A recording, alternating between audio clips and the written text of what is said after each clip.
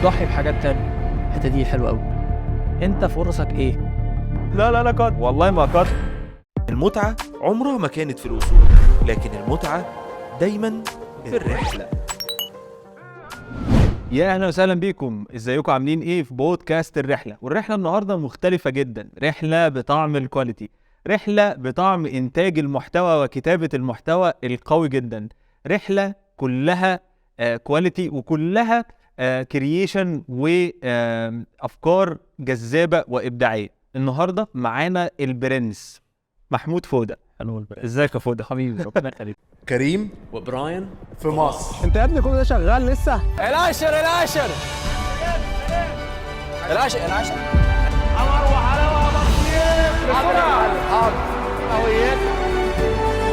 براين حبيبي ايه رايك؟ تمام.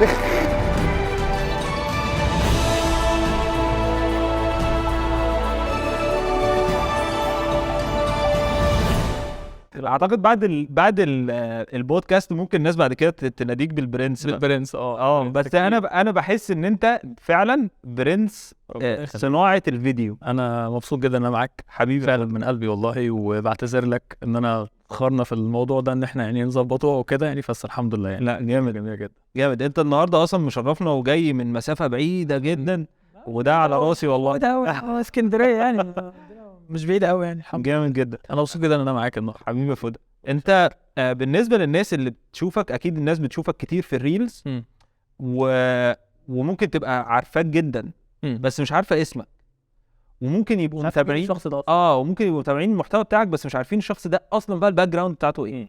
فاحنا النهارده بقى هنقول الرحله من اولها. فمين هو محمود فودة؟ طيب انا محمود فودة، فيلم ميكر، وبدات صناعه محتوى في 2020.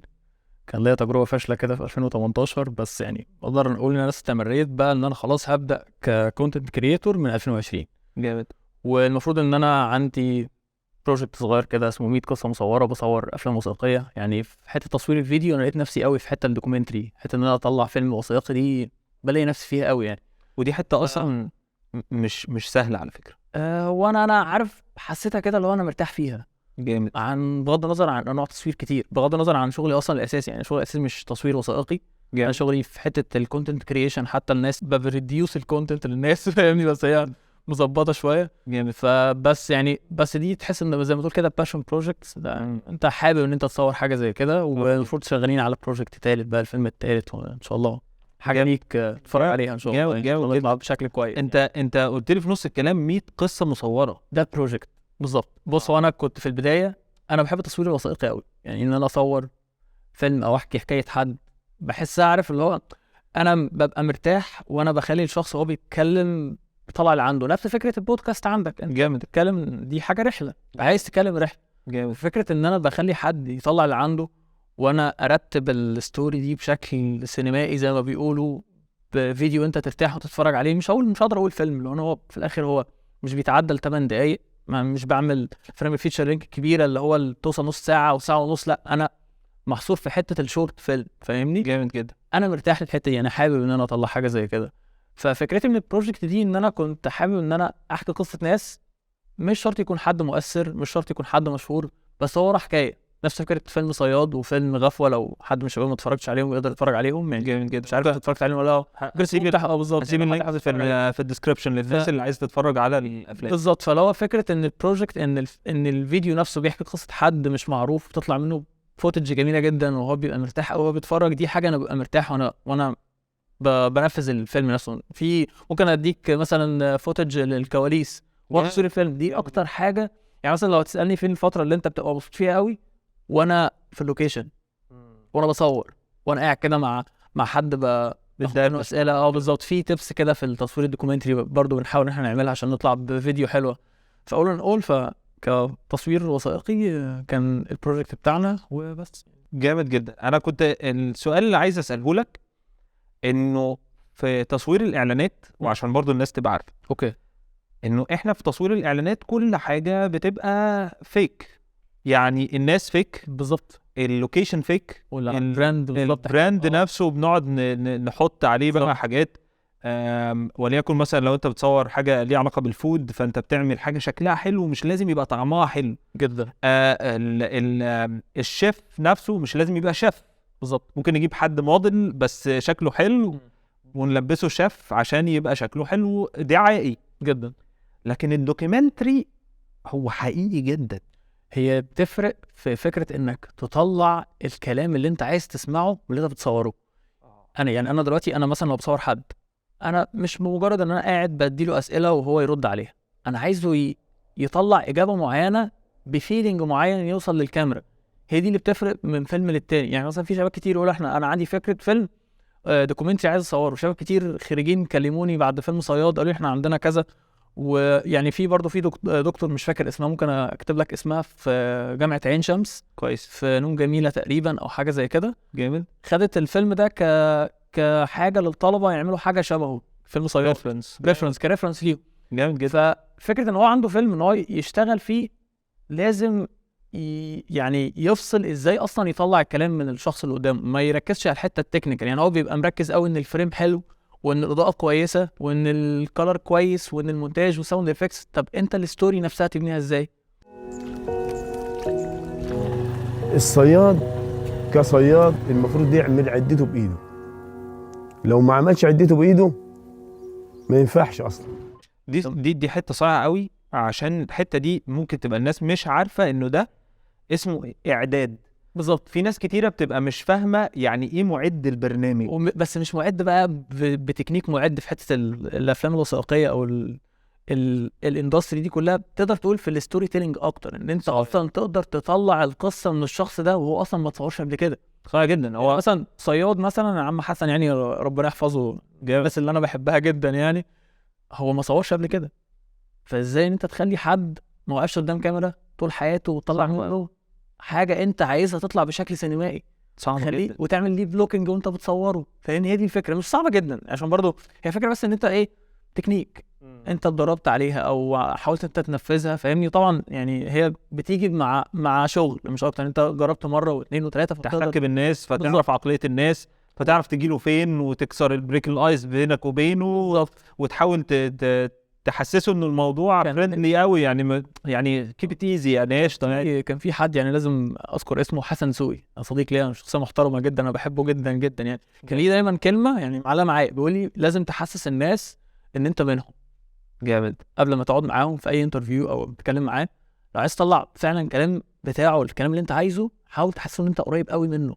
جامد. اعلى ولا اقل، انت في نفس الحته دي، هيتكلم معاك براحته وهيطلع اللي هو عايزه وهتصور، فاهمني. فهتطلع شوت حلوه جدا يعني. فبشكر حسن يا جماعه. صحيح جدا. اي حد بحب حسن لانه حاجه او ساب اثر لازم بنديله القلب ده في حسن سوقي في البودكاست. جميل جدا. انت دلوقتي في الكارير بتاع الفيلم ميكنج، اوكي، بس احنا ما نعرفش انت اتخرجت من ايه، وما نعرفش برضو ايه اللي جابك عندنا. جيت هنا ازاي اصلا؟ اوكي. فانت اصلا خريج ايه، او الباك جراوند بتاعتك ايه اساسا؟ طيب بص، انا في الاساس اصلا خريج كليه تجاره. جامد. تجاره، قسم محاسبه، تمام، جامعه دمنهور. جامد. شفت تحديدا بقى جامعه دمنهور. جامعه دمنهور في دمنهور. في دمنهور، مش جامعه اسكندريه، مش في لا، في دمنهور. والجامعه دي انا بحبها جدا يعني. فحالا كل جامعه دمنهور شباب جامد جدا يعني، الناس دي جميله جدا. جامد. بدات تصوير اصلا في 2013. كان اصلا يعني انا بدات فوتوغرافر، بدات ديزاينر اصلا كفوتوشوب. حلو قوي. الموضوع بدا زي ما تقول كده تحدي بيني وبين حد من اصدقائي. بدات ان انا اتعلم فوتوشوب، وبدات اعمل كفرز بقى فيسبوك. لو تعرف الترند بتاع 2010 2011 فتره، كان كل البيجز بيعملوا كفرات بالظبط، تحط اللوجو بتاعك بالعرض، ديزاين باي مش عارف مين. هو ده اللي كنت بعمله. جامد قوي. وفي 2013 يعني عارف انت لو حسيت ان انا عايز اصور، بس لو انا ماسك كاميرا بس مش عارف اعمل ايه مش عارف اعمل بيه، يعني مش عارف ايه دي هتصور بيها ايه. بصور بيها صحابي، بصور لاندسكيب، بصور بورتريتس، بصور، عارف انت، بجرب كانت بتاعتك ولا دي كانت بتاعتي، كانت كاميرتي. كنت في 2013 بدات فوجي فيلم. جامد. ايه ده، انت برو صاحبي. بس سيمي بروفيشنال، حاجه اللي هو لا مش حاجه كومباكت، كمان صغيره قوي، اللي هي اسمها فايم بيكس اس اف 1000 حاجه كده. هو دلوقتي حاجه اقسم بالله عندي لسه لحد دلوقتي في المكتب عندي. جوه. جامد. وكنت بصور بيها وكده. وبعد كده رحت سوني. حلو قوي. بس سوني برضو كانت قديمه شويه، كانت سوني الفا A1 A100 مش A1 ان هي كلها كومباكت في حاجه بعض كبيره. لا كانت دي اس ال ار، ايه ده بجد؟ بس مش بتسجل فيديو، شوتنج دي شوتنج صور بس. صحيح. فبدات الفتره دي لحد 2016 او 2017، يعني بدايه 2017 انا فوتوغرافر جامد جدا. بصور، وطلعت شغل ويدنج بقى وفاهمني، وبرودكت صورت فاهمني. بس برضو مش هقدر اقول ان انا كنت مش لاقي نفسي في الحته دي، فاهم؟ اللي هو انا بصور لسه بتلمس بخربش. بتشوف كده بخربش انا فين. حرفيا، هو المعنى ده اللي هو انا بخربش، مش عارف انا لسه انا عايز ايه. حلو. في 2017 انا حسيت ان انا محتاج ان انا فيديو، انا شايف الفيديو، انا الحته دي حلوه قوي. بدات ان انا اتعلم مونتاج بقى. معلش عشان لا، أقول النقطه دي مهمه. حلو. ايه اللي خلاك تقول انا عايز اخش مجال الفيديو؟ ما هو اكيد انت شفت حاجه، شفت بني ادم، مش شفت شفت. كاميرا. لا ويت اقول لك البدايه مثلا ازاي. انا كنت في تصوير الفوتو، للناس اللي عارفيني وانا بصور حد يقول لك وقفني في العادي. فكره ان انا اوقف حد دي تمام، هبني البوز بتاعه على اللوكيشن اللي هو فيه تمام، بس انا حاسس ان انا ممكن اصوره وهو بيعمل حاجه معينه، اوكي، في حركه، في موشن في الموضوع ده، انا كنت بحسه. طب ايه اللي شدني اصلا للحته دي؟ في فيلم ميكر اسمه ديفن سوبر ترامب على يوتيوب. الشخص ده عنده فيديوز، ترافل فيديوز، فشيخ، اللي هو بيعمل فيديوز مثلا يروح بالي، يروح باريس، يصور فيديو كده ترافل فيديو. انا كنت متاثر قوي بالحته اللي هو طب الحاجه دي بتتعمل ازاي؟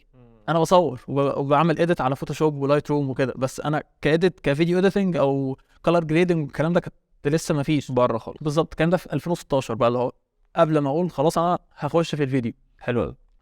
فانا بدات ان اتفرج على الحاجات بتاعته، واللي هو انت بتبدا سؤال الحاجات دي بتتعمل ازاي؟ طب يوتيوب موجود، طب ما نجرب. وبدات ان انا اجرب. طبعا الوقت ده كان معايا كاميرا الفيديو. يعني بصور. انت دخلت الفيديو عشان اليوتيوب؟ لا. ولا دخلت الفيديو عشان انت حابب تخش المجال ده؟ كيوتيوب موجود ان انا اتعلم منه، ما كنتش لسه بادئ ككرييشن خالص. ما عملتش اصلا حتى مفيش اي حاجه، مفيش حاجه لسه مفيش اي حاجه. تخش حد متلقي، حد انا داخل اتعلم حاجه في 2000 في الفتره دي. فاللي هو ايه، انا بخش اتعلم اديتنج تيبس، بتعلم. بدات على سوني فيجاس زي ما قلت لك في الاول، فاهمني؟ جامد جدا يعني. الناس اللي مش عارفه برامج المونتاج زمان قبل بقى طبعا الناس اللي دلوقتي بتقول لك فيلمورا وبتقول لك بريمير وبتاع، في فيجاس برو، وما زال على فكره موجود. سوني فيجاس برو ده برنامج قوي جميل جدا، بس يعني ما يعرفوش غير ناس قليله. لا عايز اقول لك ان في ناس اعرفهم لحد دلوقتي كريتورز شغالين بسوني فيجاس لحد دلوقتي. سهله قوي يا جماعه، دي حاجه سهله جدا. بس هي الفكره في شكله ان هو موفر لك كل حاجه زي بريمير. بس لو هتبدا دلوقتي مش هقول لك تبدا بيه، لا ابدا بريمير، عشان عارف انت بيفتح لك عشان تبقى بالظبط بتواكب اللي انت فيه. هي دي الفكره، ان هو مش هقول لك مونتير شغال سوني فيجاس، لا هي الفكره ان الاندستري محتاجه ايه، ده هيفتح لك حاجه تانية، فاهمني؟ هي دي الفكره. صح جدا. فكبدايه كسوني فيجاس، وبدات ان انا اتعلم اديتنج. وكنت بصور مثلا رايح خروجه مع حد من صحابي في مكان، بصور فيديوز سريعه كده، والفيديوز دي محتاج ان انا منتجها للشباب بقى. فاتأثرت بايه؟ لا كمكان للمكان، ترافل فيديو، فاهم؟ اوكي. فاتأثرت كل ده الراجل بتاع اليوتيوب مؤثر عليك في البدايه بقى، لو خلاص 2016 انا عايز امنتج الحاجه دي، معايا فيديوهات كتير. انت عارف كان في فتره كده انا برضو كان بيتر ماكينن طبعا كان مؤثر عليا جدا. الراجل وصل لمرحله ان انا لا يا جماعه، بس انا متاثر بطريقه التصوير، الشخص. عارف انت لو بدات بالشخص ده، حتى في فيديو مشهور ليه اللي هو اسمه رود تو ميتشو بيتشو، بلد كده. الفيديو ده 4K كده مشهور قوي على اليوتيوب، هتلاقيه جايب فيوز كتير قوي. كويس. الفيديو ده انا لحد دلوقتي منزله عندي على الجهاز بتاعي، بتفرج عليه كل فتره. اللي هو انا بدايتي كنت بتفرج على الفيديوز دي زمان، وعايز اعرف الحاجات دي بتتعمل ازاي. صحيح جدا. بس هي دي كانت البدايه، فهي بتبدا من هاو فاهم؟ بعد كده ايه تلاقي نفسك بقى بالظبط دخلت الموضوع. طب جامد جدا. انت كنت شاطر اصلا في الكليه؟ مش هقول لك دحيح، بس اللي هو يعني بعمل اللي بيمليه عليا ضميري، فاهم حاجه؟ كويس. يعني كانت علاقتي كويسه بالدكاتره جدا يعني لحد دلوقتي يعني. ولما دخلت عشان مجموعك، ولا دخلت عشان انت عايز اصلا تجاره؟ لا مجموع جامد. كنت جبت 87 حاجه زي كده. ايه ده انت شاطر يا عم. مش شاطر 87 مش شاطر يا برضه جدعان لا يا جدعان. يا جماعه. الدحيح عندنا بيتحسبوا عندنا بالتسعينات. 87 انت كنت كام؟ لا انا مش عايز اقول. لا قول لي. انا اقول للناس في اخر السيزون. لا قول لي دلوقتي. والله العظيم انا قايل للناس. اسمع الكلام بقى. انا قايل للناس انا مجموعي محدش ممكن يكون جاب مجموعي، بس اللي اقدر اقوله لك ان انا يعني ممكن تبقى دعوه والدتي ادتني نص درجه عشان انجح. ربنا يحفظها رب. ف لان انا بكره المذاكره جدا، انا من الناس اللي بكره المذاكره. طب اقول لك مفاجاه، انا اكتر حاجه بكرهها في حياتي الارقام. جامد جدا. يوم ما ودخلت تجاره وطالع بتقدير جيد. جامد. ازاي ما فاهم؟ هو الحمد لله جامد جدا. فاهم. ولما جيت تعمل شيفت كارير كان في حد من اهلك شايف انه لا وانت ازاي؟ يعني اهلك كانوا شايفين موضوع التصوير ده ازاي؟ بص هو في البدايه يعني والدي ووالدتي ربنا يحفظهم واخواتي طبعا نظر واحد على فكره. فعلا نظر واحد. كم 4 ما شاء الله. وانت اصغر حد؟ نظر حد. جامد. فهم كانوا بالنسبه لهم عادي يعني. لا انت عايز حاجه فطالما انت شايف انها صح ومش تاذي نفسك، عارف اللي هو الاهل احنا معاك. حلو قوي. بس فالدنيا يعني ايه، كنت استخير ربنا قبل ما ابدا ان انا بس ما تقدرش انها تقول عملت شيفت اصلا، لان انا اصلا مجرد ما خلصت كليه ما دخلتش اصلا في انا ما بداتش محاسبه. صحيح. يعني مثلا انا ما بداتش ان ادور على مكتب محاسبه او كده. بس في حاجه يعني هي مش دي ممكن ما تاخدهاش عندك قاعده بقى لاي حد في محاسبه يعمل كارير شيفت او تجاره. لا يعني انت ممكن تكون فرصه بالنسبه لحد تاني مختلف. صح. يعني انا ظروفي ممكن حد يبقى بيحب التجاره على فكره. بالظبط ده اللي انا اقصده. اللي هو يعني انا ظروفي كفوده انا كان بالنسبه لي لا انا كنت محتاج ان انا اشفت ان انا ابقى فيديوجرافر او فوتوجرافر او جرافيك ديزاينر سي ايا كان التايتل بتاعي. ممكن حد بالنسبه لي تاني لا فرصته في مكان تاني. انت عارف يا فوده انا ساعات بقعد اقول يعني دلوقتي الحمد لله يعني عشان بما ان انا عندي دلوقتي شركه وبدير الموضوع ماليا ومش عارف ايه، فانا بواجه صعوبات في ان انا عايز افهم الطريقه الماليه للشركات. فدايما بقعد اقول للناس ان انت النهارده في تجاره يا سيدي، انت بتكره تجاره فمعلش عدي عليها، لان هي دي اللي هتصنع طريقتك الماليه في حياتك يعني. واكيد انت اكيد ده منعكس عليك انت في حياتك. اكيد اثر طبعا. بتعرف ايه اللي هي يعني امتى بتهدر مواردك، امتى انت بتبقى الوصول بتاعتك توصل الاصول بتاعتك مظبوط، امتى تصرف امتى ما تصرفش. انا مثلا واحد لا انا خدت فتره طويله جدا عشان اعرف ادير حياتي ماليا صح. بالظبط ماليا صح. لان دايما بقعد اقول للناس علمونا في المدرسه السكيل ازاي تعمل الحاجه، لكن ازاي تبيع الحاجه او تديرها ماليا محدش قال لك ازاي توظف مصروفك بالطريقه الصحيحه. مثلا محدش قال لك ما تشتريش من الكانتين كتير ووفر نص مثلا مصروفك وعشان بعد كده تعرف تعمل بيه حاجه. بالظبط. فتجاره انا مش شايفها وحشه ذات ماتش، هي خالص مش وحشه خالص. هي ممكن تبقى جزء من بنايتك انت كشخص. لان كل ما اجي اتكلم حد اقول له تجاره فيقول لي انا هقول لك حاجه كويسه بس قولها لي كده حاجه صغيره. انا في اصدقاء ليا ما شاء الله عليهم مشوا كملوا في الكارير بتاعهم واماكن كويسه جدا جامد جدا. فاهمني. فهي دي فرصتك بتتبنى على انت فين، حابب ايه، هتعمل ايه بس. ومش شرط حابب ايه دايما يعني لازم تشوف انت الفرص اللي حواليك. فاهمني. فاهمك جدا. وبس وتبدا فيها. فاكر اول فلوس جات لك من التصوير؟ طبعا. كانت كام؟ طبعا. طب قول لي ايه هي الاول بقى تخيل. الشغلانه تصوير اصلا يعني بالظبط. طب ايه الشغلانه؟ كانت سيشن فوتو سيشن ايه بقى؟ ويدنج بس كان يعني هو مش الفرح، كان قبل الفرح. سيشن خارجي بالظبط. جامد. جامد. 250 جنيه 250 جنيه ايه ده؟ غني كام؟ غني ايه يا عم؟ ده انا كنت باخد 30 جنيه في الاوردر. لا انت قديم. انت قديم 250 والله العظيم. بس وعايز اقول لك السيشن ده لسه عندي، الفوتو سيشن ده لسه موجود عندي على الجهاز لحد دلوقتي. جامد. اوعى تقول دلوقتي. لا هو جامد لحد دلوقتي موجود عندي. جامد جدا. اوصف لي شعورك اولا لما جات لك الشغلانه، جات لك ازاي؟ ووصف لي شعورك لما اداك الفلوس في ايديك. بص هي جات لي ازاي. اكيد اغلب الشباب اللي بداوا يعني ماشوا نفس الحته دي، ان انت بتبقى عارف حد مثلا لو انا معايا كاميرا مش مصور، انا معايا كاميرا جامد. فلو انت بتكلمه انا في ابن كذا ابن خالتي عايز تصور كذا طيب اوكي عايز تصور صوره رايقه بالظبط.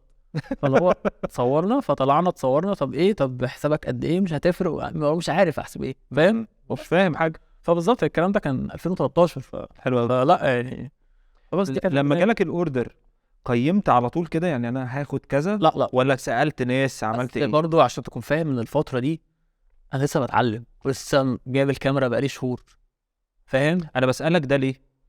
بسألك ده لان في ناس كتير من الشباب اللي بيجي يبدأ دلوقتي بيجي يقول لي اقيم شغلي ازاي. دي ممكن اقول لك فيها. بص، هي فكرة انك تقيم شغلك ازاي بتختلف على حسب خبرتك والداتا اللي معاك، تقدر بتقدم كواليتي قد ايه للكلاينت بتاعك، فانت على اساس ده كله هتبدا تحط ريت لكل حاجه. معاك معدات معينه بتشوف الاهلاك بتاعها هيكون قد ايه في اليوم، بغض النظر تحط رقم. تجارة بقى اللي بيتكلم هلاك هلاك ده تجاره على فكره، ده تجارة يعني. اهلاك المعدات بتاعك قد ايه، بعد كده تبدا انك تحط بقى ريت معين ليك لشغلك انت، بعد كده السوفت ويرز بتاعتك، الميوزك لايبريز اللي بتستخدمها، الحاجات دي كلها بتبقى كوست عليك، فانت بتحط ريت معين تبدا تقيم شغلك. حلو قوي. فانت الكوست بتبقى مش دايما ثابته. يعني مثلا في حد يقول لي معانا بروجكت هناخد فيه قد ايه، افهم الاول هصور ايه، طب هعمل ايه، طب كام يوم تصوير، حلو. طب معانا معدات لايتنج ايه، تاخد معطيات وبناء عليها بالظبط تقدر تدي الحاجات. مش كوست ثابته دايما. حلو. دي فكره. بتنصح الناس ان هو ممكن يتصل بحد يعرف منه الكوست ممكن تكون كام، ولا يحسب بنفسه؟ بمعنى ان هو حد مثلا في المجال بتاعنا مثلا كلم حد. بالظبط. أوكي. يعني مثلا انا شريف ما اعرفش حاجه، فوده اعرفه، مش لازم يبقى معرفه قويه يعني، اقول له يا فوده انا جالي شغلانه 1 2 3 وعايز اعمل كذا، اخد فيها كام؟ هو مش عيب، الطريقه دي كويسه. اقول لك حاجه مش عيب، بس انا كفوده ما جربتهاش. حلو. وبحب دايما ان انا بحط الريت بناء على خبرتي وشغلي. يعني انا شايف نفسي فين في الشغل ده.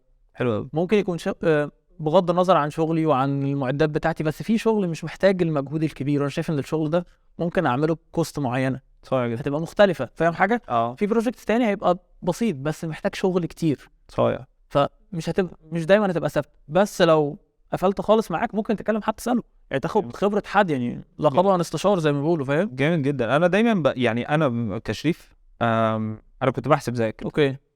وكنت شايف ان انا لما اجي اسال حد ممكن الحد ده يستصغرني او يقل مني او يحس انه مثلا يديني معلومات غلط او انفورميشن مش صح، او ممكن يسوحني او كده.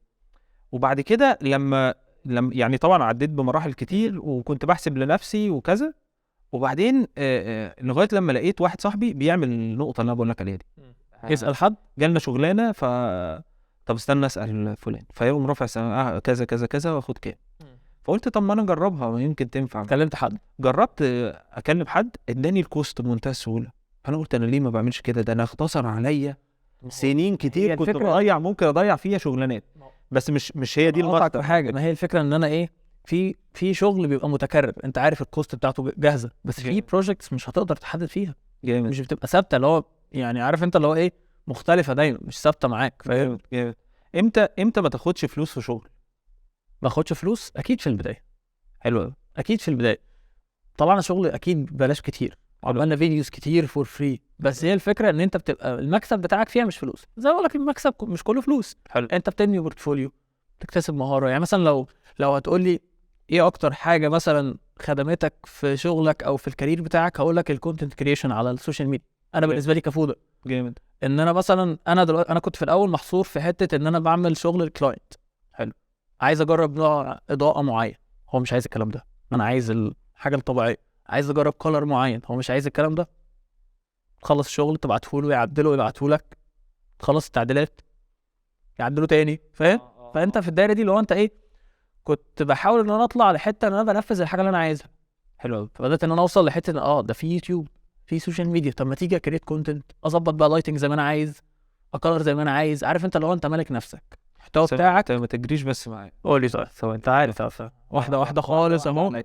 انت دلوقتي كنت بتعمل شغل هيدلاينز بره، جميل قوي. حلو. بدات مشوارك وقلنا ان احنا خدنا 250 جنيه في الحاول استنى بس. طب اوكي خلاص.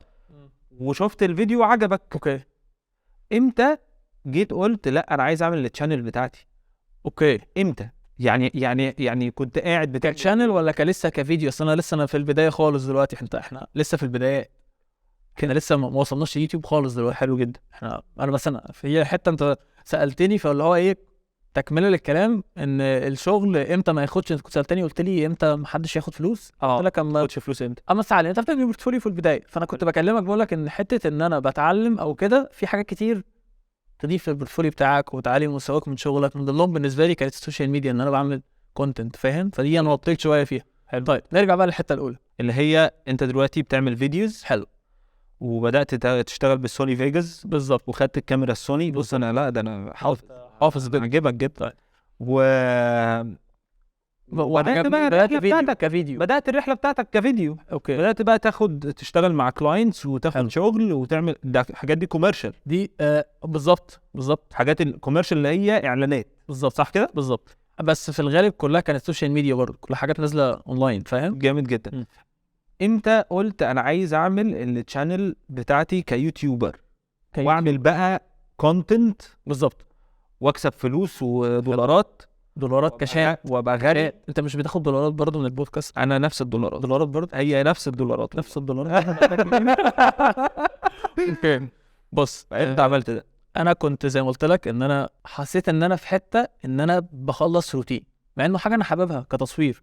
خلص شغل كلاينتس ببعته لهم يعدلوا عليه، بعته لي، خلص ابعته لهم يعدلوا تاني، وهكذا. في نوع ستايل تصوير معين او كاميرا موفمنت معين عايز اعملها، شغل ما فيهوش الكلام ده. هم عايزين حاجه معينه بشكل معين، تمام؟ اوكي. عايز اكلر بشكل معين، عايز تعمل ارت، عايز مش ارت قوي، بس الحاجه انت حابب تجربها. لان برضو من ضمن الحاجات اللي بتخدم اي فيلم ميكر او فيديوجرافر او فوتوجرافر حتى، فكره ان هو كل فتره يبقى ابديتد، ان هو بيتفرج كتير، بيشوف ستايلز جديده، بيحاول ان هو ايه، عارف، يفضل متابع، فاهم؟ فلو المتابعه دي بيبقى عايزه تطبيق. حلو. لان لو ما طبقتش بالسلامه ايه لازمه بالظبط. صح كده. فهي فكره ان انا يوتيوب او صناعه المحتوى عموما كانت بالنسبه لي المكان اللي انا هعمل فيه حاجه انا مش عارف اعملها في شغلي. اوكي. عارف انت لو انا عايز اوصل في مكان ان انا بصور فيديو، مفيش حد بيقول لي انت تمنتج دي بالشكل الفلاني او تعمل كذا. هو انا كده الكلاينتس، عارف انت بالبلدي يقول لك العميل دايما على حق. صح كده. صح كده. بس هي الفكره كلها ان انت انت عارف انا دايما كنت بقعد اقول للناس انه احنا كارتست بنعمل الشغلانه بشكل فني بحت. بيجي العميل لازم يقوم حاطط لك تاتش من عنده، يقوم مبوظ لك اللوحه الفنيه او الارت بتاعك. كويس. حلو جدا. فلما نيجي احنا بقى عايزين نوري عميل تاني الشغل اللي اتعمل للعميل الاولاني، فنيجي نوريه للعميل الاولاني يقول لك ايه ده، بس ده فيه غلط فلان الفلاني. يا جماعه طب ما هو العميل عدل. عايز اقول لك بكفر نفسي في حاجه بقى. في النسخه اللي هي الدايركتورز كات، عارفها؟ انت بتكفر نفسك، بتسلمه حاجه في كاتس ليك انت، العقد انك تنزلها عندك، دي حلوه، ودي النسخه بتاعتك انت، لان دي النسخه بتاعتي انا، تعديلاتي بشكلي بالهويه اللي انا بنيها. انت عايز تعمل حاجه انت بالنسبه لك عدل براحتك، وهعدلك وانزل بروجكت ليك، بس انا بنزل بقى الكات الثانيه عندي، فاهم؟ جامد جدا. انت بتعمل زي جدا. فجميله جدا يعني. جميله جدا بقى. حتى لما كنت، لان انا ليه بقول لك النقطه دي، لان انا لما كنت ده ضرني جدا في شغلي. اكيد طبعا. يعني كل ما اجي اوري حد او اوري عميل، وريني شغلك، ابعت لي صفحه اللي انت شغال عليها، مش عارف يا عم مش عايز ابعت لك الصفحه، انا عايز ابعت لك البورتفوليو اللي انا مقتنع بيه. بالظبط. فبدات لا انا مش هبعت للناس الشغل بتاع العملاء، هبعت للشغل اللي انا اقتنعت وطلعته، اللي هي الفيرست كات بتاعتي، انا شايفه في الاول، اللي انا شايفه وحبه وطالع مظبوط جدا، وهوريه للناس. الغريب ان الناس بتوافق على الدايركشن بتاعك، وبعد كده تيجي تعمل الدايركشن بتاعك. جامد جدا. فانت دلوقتي بتقول لي عملت الشانل عشان خاطر تعمل حاجه بدماغك بمزاجك. وعايز اقول لك حاجه، انا برضو في الغرض الثاني من صناعه المحتوى، يعني اغلب الشباب برضو لو حد حابب يبدا فيه، فكره انك تسوق لشغلك برضو، ويسوق لشغلك حلو بشكل كبير، انك برضو تبقى ظاهر. دي نقطه حلوه قوي. فكره انك بتقدم حاجه بشكل معين، فالخدمه بتاعتك تبدا انها تكون موجوده. فاهمني؟ فدي انصح حد بيه، اي حد بيه يعني. جامد جدا. هو ده نوع تسويق اسمه التسويق بالمحتوى. بالظبط. واكتشلي هو ده اصلا اللي انا بنصح الناس بيه طول اليوم. بس عايز اقول لك في البدايه يعني ما كنتش شايف انها كده، بس بعدها بفتره اكتشفت ده في جزء تسويق كبير في الكونتنت ده، فاهم؟ يعني انا في البدايه ما كنتش برضو اللي هو انا هسوق، انا كنت رايح في حته ان انا عايز اجرب حاجات انا عايزها، فاهم؟ فاهمك جدا. بس يعني فمش انا كنت كده على فكره، نفس الحته دي، نفس الفكره. بعمل الحاجه اللي شغفي، عايز اطلع كونتنت يبقى شكله حلو، حلو جدا. وبعد كده اكتشفت ان الناس لما بتيجي تخش تتفرج على الكواليتي بتاعتي فبتيجي تقول لي ايه ده انت بتعمل كواليتي حلوه، طب تيجي تعمل لنا الكواليتي دي عندنا. بالظبط. في نقطه بقى الناس كلها مرعوبه منها دلوقتي، ومن 6 سنين اتكلمت عليها في تور، ممكن مش عارف بقى هعرف اجيب لكم التسجيل بتاعه ولا لا، ممكن يظهر على الشاشه. بس كنت بطلع اقول للناس انه في حاجه اسمها artificial intelligence وفي حاجه اسمها ذكاء صناعي، ومفيش حاجه اسمها موهبه. مفيش حاجه اسمها موهبه. مفيش حاجه اسمها موهبه، في حاجه اسمها دراسه. انت بتدرس الحاجه وبناء على الدراسه بتاعتك والتراكمات بتاعه الخبره دي فانت بتقدر تبني قاعده كويسه يبقى عندك اللي اسمها دلوقتي اللي الناس مسميها موهبه. اوكي. فانت ايه رايك في الفكره دي؟ بص اقول لك حاجه، هو انا يعني بدايه من تنزيل كونتنت على الذكاء الاصطناعي وكده كنت من اول الناس اللي نزلوا على ميد جيرني. لو تعرف ميد جيرني صح، والسوفت ويرز كلها عامل فيديوز حلوه جدا الله يكرمك الحته دي. ولكن ليا تعقيب صغير برضو، يعني فكره ان السوفت ويرز دي موجوده، ما ينفعش يبقى واحد بدأ بيرسم بفرشه او ريشه، فاهم، وبيطلع لك فريم فيه تكوين وفيه تفاصيل وفيه ديبس ماب وفيه كل حاجه، وتيجي تقارنه مثلا دلوقتي بسوفت وير في ثواني يطلع لك التصميم. ولكن انا اسف مش مقارنه بمعنى نفس الكواليتي. قصدي ان الفنان اللي راسم الحاجه دي او المعد اللي يطلع مثلا دافنشي الفيديو الرسومات بتاعته كويس، الجوده دي في زمنه. يعني مثلا نفس فكره استاذ محمد رجب رسام، هو يعني شخص انا عايز عليا جدا. كنا لسه من بالظبط 3 ايام كان عندي، كنا بنتكلم في الحته دي. قال لي اللي بنوا الاهرامات، ليه الاهرامات دخلت التاريخ؟ عشان ايه؟ الحجم ده بالكتله دي بطريقه البناء بتاعتها بالمعدات المتوفره وقتها ما كانش ينفع حد يعملها. ولكن دلوقتي شوف في كام ناطحه سحاب اعلى من الاهرامات، هل دخلوا التاريخ؟ لا. صح جدا، لانها موجوده. صح جدا. فكره الذكاء الاصطناعي هو حاجه، عارف انت، عامل مساعد وقوي ما ينفعش تنكره. فعلا زي ما انت ما قلت، معاك حق، هو حاجه موجوده ولازم تخلي بالك منه، ولازم تبقى ابديتد دايما ان هو ما ياثرش على شغلك وعلى حياتك. ولكن هو عامل مساعد ليك قوي في نفس الوقت، هو مش حاجه وحشه. حلو. فكك من الناس اللي يقول لك لا وحش، او في ناس بيقولوا لسه بدري عليه. ما تحكمش عليه برضه، زي استاذ محمد ما كان بيقول لي ما تحكمش عليه على طفل صغير وهو بيمشي. ايوه طبعا، هو بيتعلم. الابديتس مرعبه، انت فاهم طبعا. هو على فكره في موديلز كتير فيه بتبقى مبنيه على انه بيعرف الغلط من البرومز اللي انت بتكتبها له ويصلح. طبعا لو هنقارن مثلا ميد جيرني اولا بدات كان عنده مشكله اصلا بينسى التوقيع بتاع الرسامين. اوكي. يعني لما بيجي يجنريت الصوره بيحط توقيع الرسام اللي هو قافش منه الصوره. ولكن بس دلوقتي لا، ثواني، حلها مش على كده. اللي اقصده ان ميد جيرني كمان في البدايه كان في تفاصيل كتير واقعه. يعني مثلا لو هتيجي تعمل ديزاين عليه وتديله كونسبت معين انت عايز تنفذه، هينفذ لك نفس الكونسبت اللي انت عايزه نفس الشكل. ولكن مثلا تفاصيل صغيره زي صوابع الايد، العين، الشعر ما كانتش موجوده. ولكن لو هتشوف الفيرجنز الجديده بقى من ميد جيرني، نفس السوفت وير بعد قد ايه تطور رهيب، تحس ان انت في شوت في فيلم قدامك. لا دلوقتي فاهم حاجه، الموضوع مرعب اصلا. يعني ممكن يعمل لك سينماتيك سين، مشهد كامل، او يديك ستوري بورد لمشاهد كامله فعلا لبني ادمين. تيجي تقول له انا عايز البني ادمين دي مصريين، يطلع لك الفيتشرز بتاعت وشهم مصريين. خد بقى الجديده، انا بجهز عليها فيديو. دي جامد، دي حاجه معاك بقى اكسكلوزيف. بص يا سيدي، في سوفت وير اسمه ستيبل ديفيوجن تقريبا. حلو. برضه بيجنريت ايمج وكده. في بلجن ليه بيعمل لك ريبوز جوه الديزاين. يعني مثلا انت عايز ترسم له شكل معين للشخص في الفريم، انا عايزه يبقى واقف بخطوط، بس خطوط طلعوا لك كده. مرعب. نفس الكلام لو انت عملت له شغبيط بيحولها لك ميد جيرني برضه. فالموضوع مرعب. بس خلينا نتفق ان الحاجات دي كلها هو عامل مساعد في الفتره الحاليه، حلو، ما ينفعش تعتمد عليه. حلو. ولكن هو قدام بيتوجه ان الكلاينت يستخدمه. حلو. طب ما دي بقى النقطه اللي انا هي دي المشكله. ما فيش موهبه. ما هو لا، في موهبه.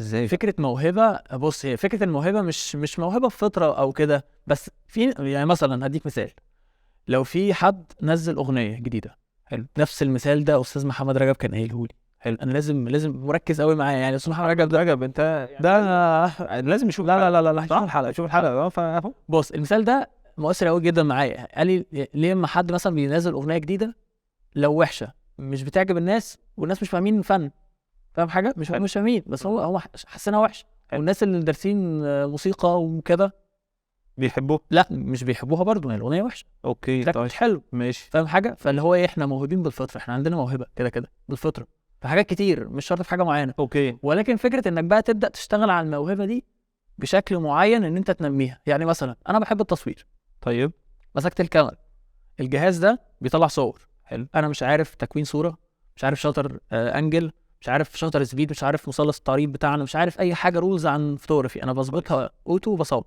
كويس بحس ان انا حابب ان انا اصور، كويس فهي موهبه مثلا تصوير عندي. كويس. طيب فكره بقى انك تشتغل على الموهبه دي وان انت توصلها، ان انت تحولها كارير، تحولها مثلا ان انت مثلا مش شرط كارير، تحول ان انت بس تبقى بتتقن الحاجه دي بشكل كويس، عارف القواعد بتاعتها، عارف ان انت تطلع بصوره كويسه متكونه صح. فهي دي بحس ان المرحله دي مربوطه بالموهبه، يعني موهبه لوحدها مش كفايه. اوكي زي يعني انت ما وصلت، اعتقد احنا في مكان واحد، نفس الحته. نفس الحته، نفس الموهبه لوحدها ان انت موهوب في حته معينه جميل، وانت بص عديت حته حلوه قوي. عارف انا بحس ايه؟ بحس ان انت الموهبه دي هي الخيط اللي بيوجهك للحاجه اللي انت بتحبها قوي. لكن انت لو عايز تبقى جامد، لو عايز تبقى جامد اشتغل. لا انت لازم تدرس بقى. كان في لو تعرف خواطر، برنامج خواطر الاعلامي احمد الشطير، يعني طبعا بنت كان ليه دايما جمله مؤثره معايا قوي، كان بيقول كل شيء ممكن بالتدريب. يعني مثلا انت لو عايز تتعلم اي حاجه في الدنيا، اتدرب عليها لفتره معينه، بس انت تبقى ملتزم ان انت هتبقى انا هتعلم الحاجه دي. حلو جدا. انا متاكد انك توصل في حته كويسه قوي من طبعا انت عارف انت ده بيفكرني باول فتره التصوير، وساعتها انا جبت اول كاميرا ليا وبدات اقول ايه، طب ما هو الكاميرا دي بتجيب فلوس، او بدات بقى عارف، فاكر انت زمان كان يجي يقول لك ايه، محمد فوتوغرافي، ابراهيم فوتوغرافي، فوده فوتوغرافي، فيموس فوتوغرافرز، مش عارف فمايصه والحاجات دي. فاكر ترند الفمايصه ده، فاكر انت الحاجه دي؟ فاكر الترند ده. ساعتها انا قعدت مع نفسي كده، سالت نفسي سؤال واحد بس، ايه اللي هيخلي شريف ينور وسط كل عدد المصورين دول كلهم؟ اكيد مش الكاميرا، طب الكاميرا دي عامل مشترك ما بيننا، انا معايا كاميرا، انت معاك كاميرا اعلى مني، فانت حطيت عليا. فاهم. طب ايه اللي هيخلي شريف يبقى متميز عن ابراهيم، عن حسن، عن فلان؟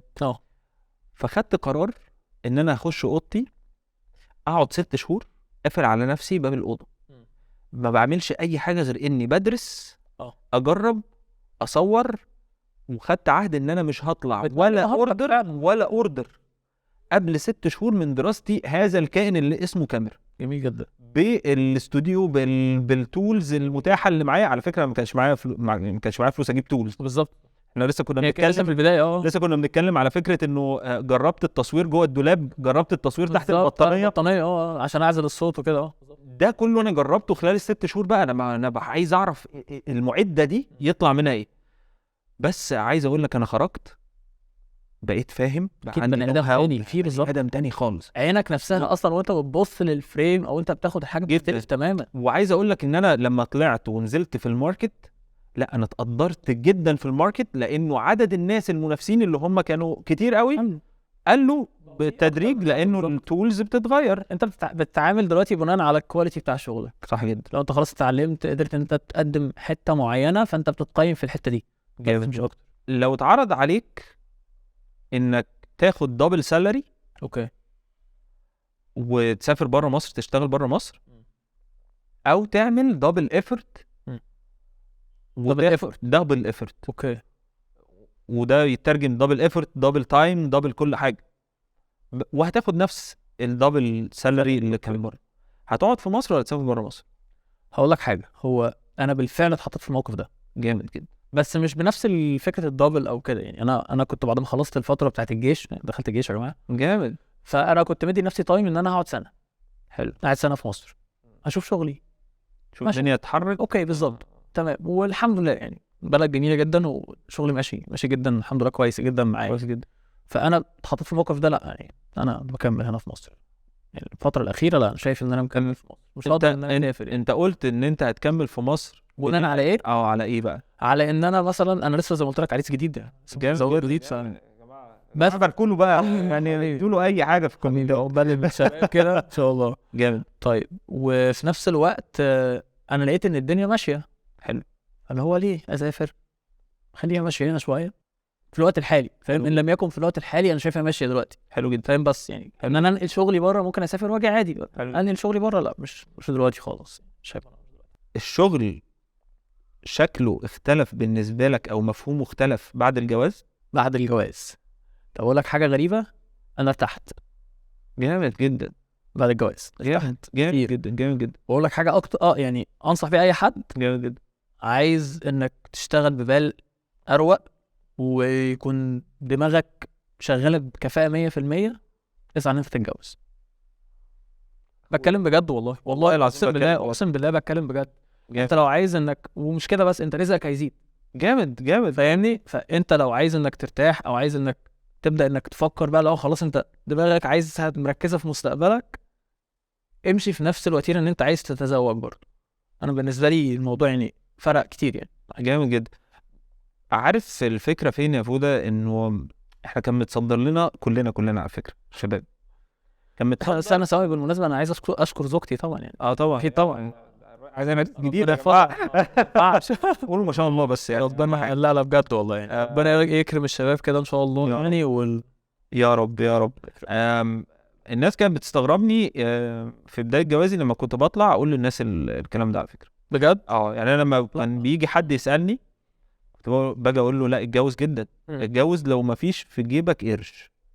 دي حقيقه. اقول لك حاجه يعني عن تجربتي، نيه الزواج نفسها انك خلاص انت عايز تتجوز، جامد جدا. في حاجات كتير بتفتح لك شغل، وعارف انت اللي هو بربنا بيبارك، فاهم حاجه؟ صح جدا. فانت مجرد ما تحط بس على اول الطريق جنب شغلك، يعني ما ينفعش انت تكون مش شغال ومش لسه ما بداتش، عارف انت لو يعني بالظبط يعني ما تحطش نفسك اللي هو بقى هتيجي. لا ابدا ان انت ماشي على خطوات معينه، ان انت هتتعلم حاجه معينه او تشتغل في كارير معين او تبدا، مش شرط تصوير او فيديو، حتى في اي مجال تاني. اكيد برضه مش كل الشباب اللي اتفرجوا علينا مجال، لا في ناس. فانت لازم تكون برضه حاطط رجليك ثابته في حتت معينه وتبدا انك تاخد قرار انت بقى عايز اتزوج مثلا، ان شاء الله ربنا يسهلك، انا متاكد مليون في المية. جامد جدا. يعني الجواز حاجه مهمه بالنسبه للناس فعلا بالظبط، وحاجه بتفرق جدا في الاستابيليتي بتاعتك انت في شغلك جدا. صح كده؟ بص في مثل قديم كده بيقول لك انت في جزء من دماغك بيكمل بعد ما تتجوز، عرفت الموضوع ده؟ صح. انت بتحس ان انت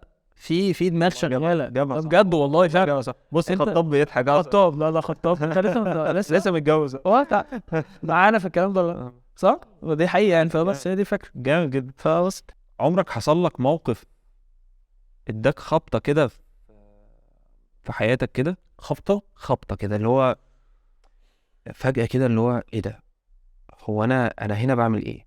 اقول لك حاجه، انا هنا بعمل ايه يعني؟ أنا هنا خبطه جامده بقى. انا هنا بعمل ايه يعني بنفس القوه دي ما اعتقدش. اقول لك ليه؟ لان انا في طبعي في حياتي الى حد ما، عارف انت اللي هو ايه، مش هقول لك بقى لا، بس يعني بحرص شويه، عرفت الجو ده؟ حلو جدا. بس ممكن اقول لك موقف ندمت مثلا او حسيت ان انا كنت ممكن اتصرف في الموقفين دول بشكل مختلف. حلو جدا.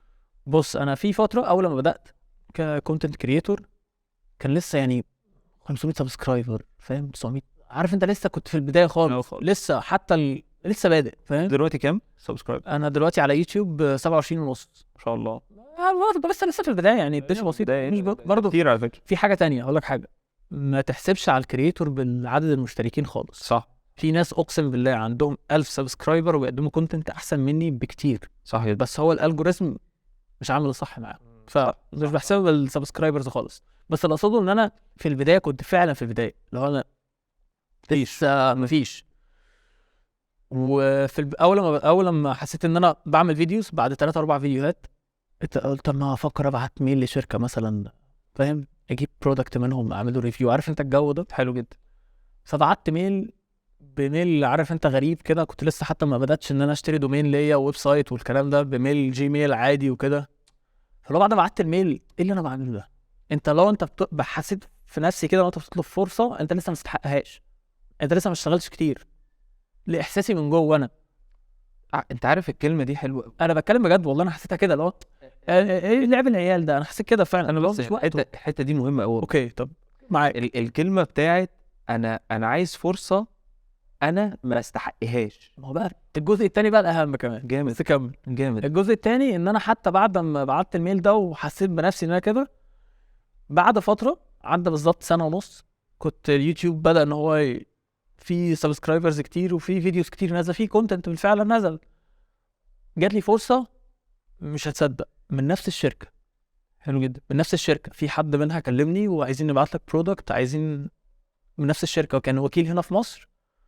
وقلت له تمام. الفتره دي كنت مسحوم جدا في شغل خاص بيا، شغل الخاص بعيد عن صناعه المحتوى، وضيعتها. بتهرج. ضيعتها فعلا. فالفكره كلها في ايه؟ انك ما تطلبش فرصه غير انت فعلا حاسسها. يعني انا ده اللي انا من نفسي انا حسيت كده، اللي هو ما كانش ينفع ان انا اطلبها غير وانا استحقها. حلو جدا. والحاجه التانيه، لو جات لي فرصه وانا مؤهل ان انا فعلا استخدم واطلع البرودكت ده او الكونتنت ده بشكل كويس، لازم استغلها. ولحد دلوقتي انا حاسس ان انا قدرتها، فاهم؟ فاللي هو ايه، ما جاتش، واما جت ضيعتها، فاهم؟ بس دي الحاجه الوحيده اللي ممكن تكون مؤثره شويه معايا. اكلمك بقى في الفلوس بقى، انا عايز اكلمك في الفلوس. الدولارات اللي بناخدها. معلش انا عايز اكلمك كتير. بص فطام ساب القلم اهو. بيحسب لنا بيحسب لنا اهو.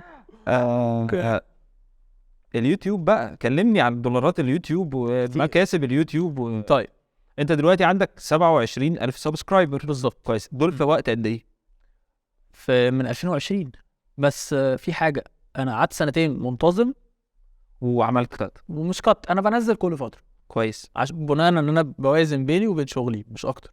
يعني انت من الناس اللي مش منتظمه على صناعه المحتوى وقت معين. بالظبط. لا انا كنت في العادي كل اسبوع 10 ايام في فيديو بينزل، بس في فيديو حلو. في فيديو انا شغال عليه. حلو.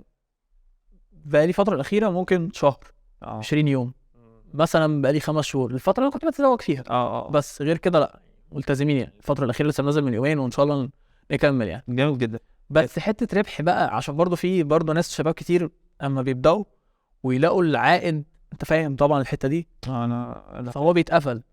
هي فكره يعني انا مقارنه بخبرتي القليله قوي في الفتره اللي انا قضيتها مع يوتيوب، هي فكره المشاهدات او العائد بيتحسب لك بناء على انت المشاهدات دي جايه لك منين، وبغض النظر عن جايه لك منين، اهتمامات الشخص ده ايه اصلا، الاعلانات اللي بتظهر له نوعها ايه، والشخص ده اتفرج على مده قد ايه من الفيديو كمان. جامد. فاللي هو تفاعل مع الاعلان ولا لا. ايه ده؟ يعني انا لو عايز اعمل النهارده يوتيوب شانل، اوكي، وتبقى هي دي الكارير بتاعي، اوكي، مش هقدر اعتمد عليه؟ لا تعتمد عليه بس في وقت معين من الكونتنت كرييشن. يعني انت بتوصل لحته معينه من الواتش تايم ومن عدد السبسكرايبرز، انت بتوصل ان العائد بتاعك فعلا يؤهلك انك تعتمد عليه. الحته دي اللي هي ايه؟ انا مش هقدر ان انا اقولها لك لان انا ما وصلتلهاش. كويس خالص. كويس. يعني ممكن تستفيد بحد، يعني عارف انت حد ليه معاه مع التجربه دي. انا بس عايز اقول لك انه مفيش حد جه في البودكاست وقال لك انه في حته معينه هتقدر يعني بيز معين تقدر. بس ثواني، مش هقدر ان انا اعتمد عليه 100%. يعني في الاول في الاخر انت لازم يكون في شغل جنبه، فاهم حاجه؟ شغلك الاساسي عادي ماشي وانت بتكريت كونتنت. بس في شباب اعرفهم فول تايم كونتنت كريتور، هم معتمدين على صناعه المحتوى. سواء فيسبوك بقى، يوتيوب، حتى الانستجرام هيفعل ارباح قريب برضو. جامد جدا. الفتره اللي جايه يعني اليوتيوب دلوقتي تنصح الناس تخش تعمل محتوى عليه ولا ده ما ياكلش عيش؟ طب هقول لك حاجه، اكيد طبعا هنصح ناس يعملوا محتوى جميل جامد. ولكن بس ما بحبش بفكره ان الشباب الفيديوز اللي بتنتشر الفتره الاخيره اللي هو انت دخلك بالمصري، لا انت ازاي ما عملتش لحد دلوقتي محتوى، ما عملتش مصدر دخل، ما فيش الكلام ده. جامد جدا. مش بالستايل ده، ولكن هو بفكره ان انت فرصك ايه، انت شغلك ايه، مجالك ايه.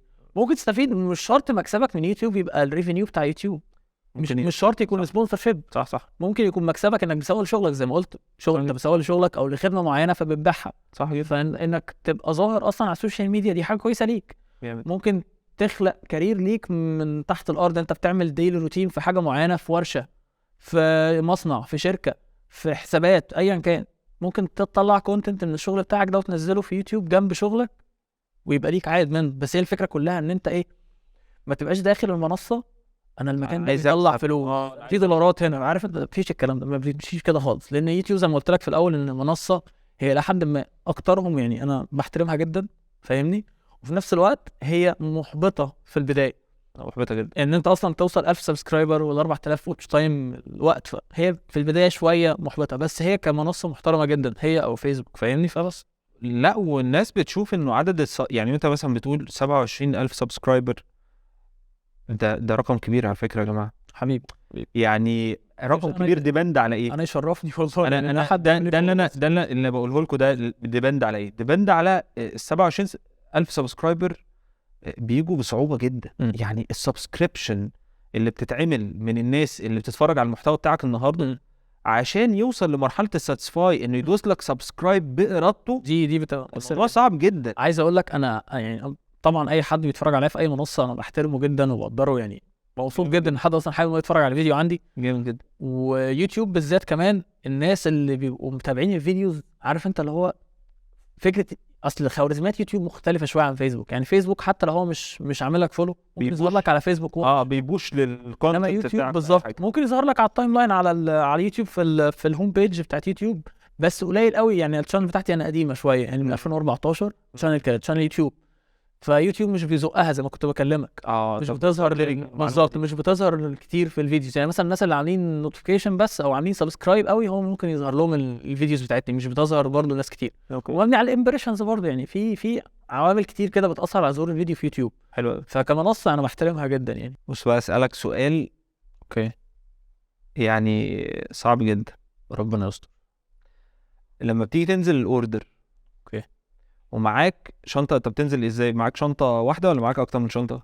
كتير. معاك جير كامله؟ اكيد طبعا. طيب لو انا اديتك شنطه باك حلو وقلت لك انزل دلوقتي اوردر هتصور بيه هتصور فيه فيديو، حلو، نوع التصوير ايه؟ يعني ايه نوع التصوير؟ اصور ايه؟ فيديو. هتصور دوكيومنتري. حلو كويس، بلاش دوكيومنتري، هتصور اعلان. هتصور اعلان دلوقتي. اعلان طيب. ربنا يستر. هتحط ايه في الشنطه باك؟ خلي بالك انا بقول لك شنطه باك لان ليها ليميت الحاجات بتاعت عشان بس الناس تبقى عارفه. لما بنيجي ننزل احنا بننزل بشنط كتير قوي، ترايبود بقى والله، ترايبود لايتنج، قصه كبيره وحاجتنا معداتنا ما شاء الله كبيره جدا. فلو لا بقى انا جيت دلوقتي وقلت لك في شنطه باك هتحط فيها ايه؟ طيب هقول لك حاجه، هو اصلا ستايل تصوير الدوكيومنتري بيبقى دايما لو هنصور دوكيومنتري كوميرشال كويس بيبقى دايما يفضل ان السيت اب بتاعك يكون خفيف. ايوه طبعا، لانك بتروح لوكيشنز مش عارف انت بتصور فين، تتحرك كتير، ممكن ستيدي شوت مش عارف ظروف الاضاءه ايه، كويس. فتبقى محتاج معاك حاجات عارف انت افوردبل معاك، فاهم؟ بس احنا بنصور دلوقتي حاجه كوميرشال. اوكي اعلان. ايه اعلان؟ ما انا قلت لك كوميرشال بعد ما قلت لك دوكيومنتري عشان كده. انا دايما يعني بادي سوني طبعا معايا كويس، وبفضل دايما يعني لو مش معايا عدسه اللي هو بيسموها عدسه جوكر او عدسه تنفعني وايد وزوم، كويس تمام، ممكن استخدم ال 35 مللي مثلا. كويس، دي بتنفعني في الاثنين. انا صورت فيلم صغير كامل بالعدسه دي فيكسد برايم، عدسه برايم 35 مللي. كويس. لو انا قلت لو مش عايز حاجه جوكر انا دي بفضل البرايم. شركه ايه؟ دي كانت ساميانج، العدسه دي كانت ساميانج اللي صور بيها صياد. والجي ماستر السوني برضو جميله جدا برضو، يعني جدا الشاربنس بتاعتها جميله جدا. انت لو حد هيختار عدسه برايم ثابته معاه تنفعه وايد وكلوز 35 مللي رهيبه. حلو جدا. هتشغل مثلا السوبر 35 في الكاميرا، عارف انت المود ده، خليك بتاعك روبد شويه، او الوايد على 35 عادي من غير السوبر 35، فالدنيا بتبقى جميله. هو الاي بي اس سي بتاع السنسور بتاع الكاميرا يعني. جامد. فده بالنسبه للعدسه. حلو. احنا كده قلنا معاك بادي وعدسه، انت عايز عدسه واحده وعدسه، ما اعرفش بقى انت اكيد طبعا النان لايت اللي هي منورين بيها هنا دي دلوقتي. مش هجيبها واجيب مثلا مايكين، واحد ممكن اجيب شوت جن مايك بجهاز زوم جامد. اوكي، وممكن اكيد اكسترنال مونيتور معايا. كويس. طبعا اس ديز كلهم الكروت كلها. كويس. وبس انت بس باك واحده، هي باك واحده. اوكي، ما تطمعش. طيب هجيب ترايبود صغير اللي هو الفايبر الصغير ده. كويس. فايبر خفيف بيتحط في الباك صح. ماشي. طيب في كده اضاءه ماشي، مش فاكر من شركه ايه، بس هي بتلف هي حرفيا بتتلف بس بدأ لا انا يفكر في الحاجة. ابعت لك الصور، انا ابعت لك الصور صور هي ضغط بتتلف تبقى صغيره كده، تقدر تحطها في اي مكان. عارفها جدا. اللي بيصوروا دوكيومنتري عارفينها قوي دي، تحطها في اي مكان بتبقى جميله قوي. وممكن مش هجيب ريفلكتور، مش هيخش في الشنطه الا لو صغير. خلاص انت خلصت الشنطة اصلا، انت دلوقتي ليه؟ خلصت الشنطة. بس ممكن اجيب عدسه ثانيه معايا. هتاخد ايه طيب عدسة ثانية؟ 20 مللي مثلا. 20 مللي. اللي انت قلته دلوقتي ده اوكي. بكام فلوس؟ لا كتير. اديني بقى بادجت. لا كتير. البادي مثلا سوني A7S III، والعدسه لو الجي ماستر. لا كتير، هو كتير يعني. يعني احنا بنتكلم مثلا كسرين احنا عدينا كسرين 100,000 مثلا. لا ده هي الكاميرا لوحدها كسرت 100. ايه ده بجد؟ ليه يا عم؟ ده كاميرا يا عم عادي. مان عشان مش كده. اصل هو سألني قبل التصوير، قال لي انت ازاي يا شريف تفرط في السوني؟ اوكي. ما فعلا. فانا بس في حاجه انت قلت لي عشان الموقف اللي حصل. حصل لي موقف. بس انا برضه لسه مش مع الموقف ده، بس ماشي. حصل لي موقف فظيع. جيت قبل كده بصور، نزلت كوميرشال زي ده كده، فجايب الكاميرا السوني وكانت اول حاجه لسه منتجه يعني. وبعدين داخل على الراجل فبيقول لي فين الجير بتاعتك؟ لا بص، هي بتقف بقى على انت ردك ايه ليه، وما ينفعش ان انا احكم على الكاميرا بالحجم يعني طبيعي. والحاجه الثانيه ان انا كفيديوجرافر، كل الكاميرات ليها تكنولوجيا محترمه ولازم احترم الكاميرات كلها والشركات عموما، ولكن هي الفكره كلها ان انت بترتاح مع ايه الكالر ساينس اللي عجبك، الفوتج اللي انت تقدر تشتغل عليها وتطلع منها الحاجه اللي انت عايزها بعد كده، فاهمني؟ فهو عارف انت فكره التفاح الاحمر والاخضر، انت بتحب ايه؟ الاثنين تفاح يا مان، بس بتحب ايه؟ جامد تشبيه. بس هي دي الفكره، صح؟ الاثنين حلوين. اي براند، كل الشركات شركات محترمه وعندهم تكنولوجيا محترمه جدا جدا جدا. بس بتقف على الفيلم ميكر نفسه، هيصور بايه؟ هيرتاح لايه؟ هياخد انت بتصور نوع تصوير ايه عامل ازاي، فهتختار كاميرا هتوفر لك الحاجات اللي انت عايزها، هتضحي بحاجات تانية ولكن انت مش محتاجها قصاد انت هتاخد حاجات اللي انت مرتاح لها. هو ينفع اسطب لوكيشن واحد بكانون وسوني؟ هو ينفع، ولكن هتحتاج انك تعمل ماتش في الكالر جريدنج. هتعب فيه؟ لو مش كالرست اكيد هتتعب، لو مش تعرف تلون كويس اكيد هتتعب، بس في الاخر بيماتش. الكالرست اكيد هيماتش، هيماتش جامد جدا. بس هي الفكره ان هو هتتعب فيه. بس بص هقول لك حاجه، يعني مثلا شركه زي سوني حلو بتنزل كذا كاميرا مثلا في السينما لاين، الاف اكس 30 والاف اكس 3 الاف اكس 9، هتلاقي ان الفوتج اللي طالعه منهم تقدر انك تعمل ماتش بينهم، سواء انت بتصور اس لوك 3 اس لوك 3 اس لوك 3 في كلر بروفايل واحد. الكلام ده انت طبعا هتحتاج انك نفس السيتنجز نفس ليها ظبطه معينه تقدر انك تماتش الفوتج مع بعض. حلو قوي. فهي الفكره في ايه، ان مثلا زي الاف اكس 30 اللي لسه نازله الاي بي اس سي الكروب سنسور الصغيره دي، سوني موفراها انها تكون بي كام مع كاميرا في السينما لاين قويه جدا زي الاف اكس 6 مثلا او اف اكس 9، هتديك نفس الشغل. او مثلا كريتور لسه بيبدا هتنفعه جدا هو يبقى بيقتني كاميرا من الستارت من السينما لاين. حلو. انت معاك كاميرا من السينما لاين سوني بتديك نفس الشغل، اي نعم مع اختلاف القدرات مع اختلاف الفيتشر اللي هنا واللي هنا، بس نفس الفوتج. هي دي الفكره بس مش اكتر. جاهز نلعب؟ ربنا يستر. جاهز؟ جاهز. ماك ولا ويندوز؟ ويندوز. ابل ولا اندرويد؟ ابل. تاكل في البيت ولا بره؟ ركز في السؤال ده، انت عريض جديد. لا لا بره. تاكل بره؟ بس في حاجه هو مش هيلثي، بس باكل بره. عربيه ولا موتوسيكل؟ عربيه. تتفسح في مصر ولا بره مصر؟ الاثنين. بجد؟ الاثنين. بيزنس ولا وظيفه؟ بزنس اكيد طبعا. تتعزم ولا تعزم؟ الاثنين برضه. التعليم ولا الخبره؟ اكيد خبره. الشهره ولا الفلوس؟ هي الشهره تجيب لك الاثنين. تيك توك ولا يوتيوب؟ لا يوتيوب. ايجار ولا تمليك؟ تمليك. شاي ولا قهوه؟ ولا ده ولا ده. يا راجل ده انت الحقيقه شربت شاي. انا شايف شاي. انا شايف شاي اللي هو تمهيد بس، اللي هو حاجه ايه. انت شربت بقين انا كده؟ ما بشربش شاي فعلا ولا قهوه فعلا ولا شاي ولا قهوه ولا اي حاجه من المنبهات دي فعلا. الناس بيستغربوا انت صحي كده. انت عايش ازاي فعلا؟ تشارك حد ولا تفتح مع نفسك؟ لا مع نفسك. انت دلوقتي لو عندك تو اوبشنز، اوكي، عندك شغلانه حلو جايه لك دلوقتي من عميل جميل، وعندك تو اوبشنز، حلو. الاوبشن الاولاني انك تروح تدفع سبسكريبشن لاي اي ويخلصها لك باكس، حلو، او تروح تجيب بني ادم عادي بيعمل الشغلانه دي يساعدك فيها وهتديله 2 اكس. مش هعتبره بينج بونج السؤال ده عشان لازم نوضح. ما تعتبروش بانه طيب هتديها لمين؟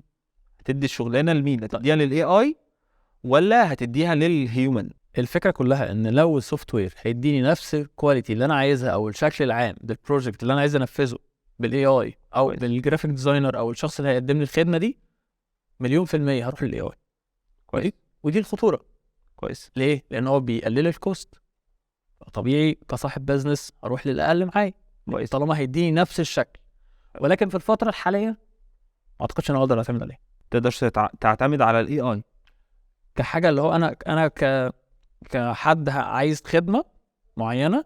مثلا التصميمات اللي بتحصل ممكن اطلع من الاي اي شغل، براويز، اطبع حاجه، تصميمات، الحاجات دي جامد كتير جدا. جامد. ولكن كديزاين من على فكره احنا الصفر، بنعمل كده ما فعلا. انا عارف. طب موجود عندك في تابلوز بنعمل كده فعلا. بنعمل الديزاينز بتاعه التابلوهات بالاي اي مثلا حسب الكالر ساينس او الكالر في الديكوريشن اللي موجود، بالظبط. او حسب الديكوريشن اللي موجود اصلا في في الشقه. ستايل في دماغ الحد بنفذ نفس كلاسيك بالظبط، اخضر احمر جراي، جميل. طلع لي تابلو دي خلاص طلع فعلا. ولكن ان انا ابدا مثلا بوستر لفيلم، الاي مش هيطلع لي البوستر اللي انا عايزه. لو انا محتاج اصمم لوجو ببراند ايدنتيتي بقى من البدايه وكونسبت معين، مش هيطلع لي الحاجه دي دلوقتي. انا بتكلم دلوقتي في الفتره الحاليه، احنا في 2023، الفتره الحاليه انا بسجل فيها الفيديو ده، لسه ما يقدرش يطلع لي بقوه ان جرافيك ديزاينر تعتمد عليه. بالظبط. جامد جدا. فلو هيقلل لي الكوست وبيديني نفس الجوده، اكيد هروح ليه. مفيش حد ما اعتقدش ان في حد يقول لك لا انا هدفع كتير وهدي للبني ادم. جامد جدا. كصاحب بزنس اكيد هروح للأقل. جامد جدا بجد. دي حاجه هتختصر عليكم يعني قصه احنا الاثنين اعتقد يعني بدأنا في التشانلز بتاعتنا ما كانش عندنا حد يقول لنا اي حاجه كتير فعلا. والناس بتستغرب انتوا ليه بتعملوا كده معانا. بقول لهم حاجه بسيطه قوي، عشان ما لقيتش حد يعمل معايا كده. نعمل ايه؟ نعمل لهم كونسلتيشن، نحاول ان احنا بالظبط نحاول ندي الناس علم ينتفعوا بيه ان شاء الله. تشير بس الاكسبيرينس بتاعتك بشكل لطيف، سهل الموضوع. عارف انت لو انا بديك بوينت انت هتمشي عليها هتظبط الدنيا يعني. جدا جدا والله. وممكن مين عارف ممكن تبقى رحلتك بالظبط في يوم من الايام تيجي هنا في بودكاست الرحله وتقولها ونسمع رحلتك وربنا يرضي قلبك ويوسع رزقكم كلكم ان شاء الله. النهارده رحلتنا خلصت بس في رحلات تانية كتير. اشوفكم على الف خير ان شاء الله مع ضيف جديد ورحله جديده. السلام عليكم.